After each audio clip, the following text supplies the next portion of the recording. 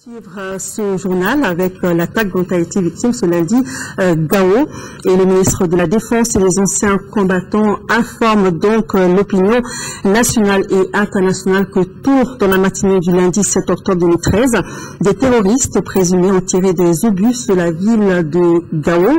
3 des 4 engins ont explosé, provoquant le traumatisme de 2 femmes en état de grossesse et de 3 enfants.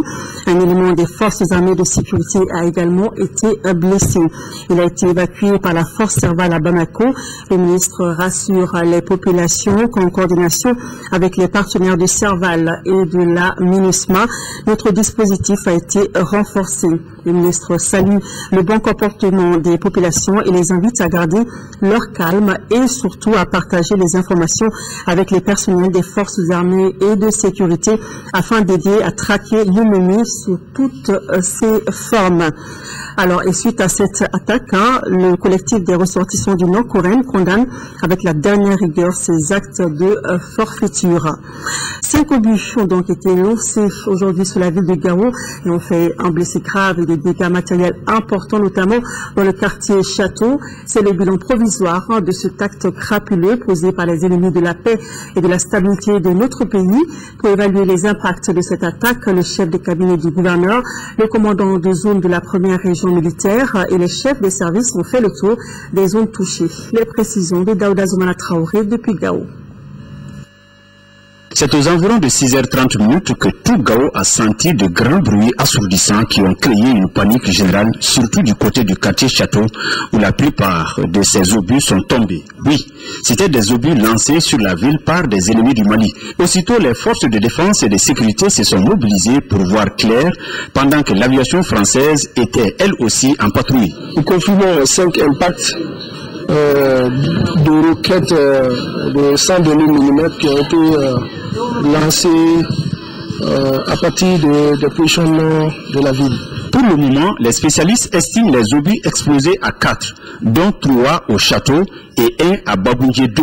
Quant au 5e, il est tombé dans une famille de Djedara à quelques encablures de la protection civile sans exploser.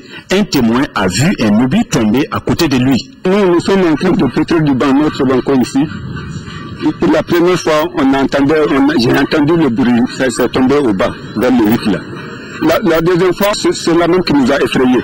Parce que quand il tombait, il y a même les fracas là qui commençaient à tomber. Il y a eu des fillettes qui se sont affolées, mais on a quand même à les calmer. C'est le quartier Château qui a reçu d'importants dégâts par le biais d'un obus. Un militaire d'une trentaine d'années gravement blessé à la tête est pris en charge par les Français. C'est ce même obus tombé à côté d'une famille qui a occasionné un traumatisme chez 3 enfants et leur maman enceinte. À cela s'ajoute la façade nord de la concession d'Ousmane Yehia endommagée. Ce matin, j'étais à côté de la boutique quand j'ai entendu une explosion de 3. Nous avons couru pour nous mettre à l'abri.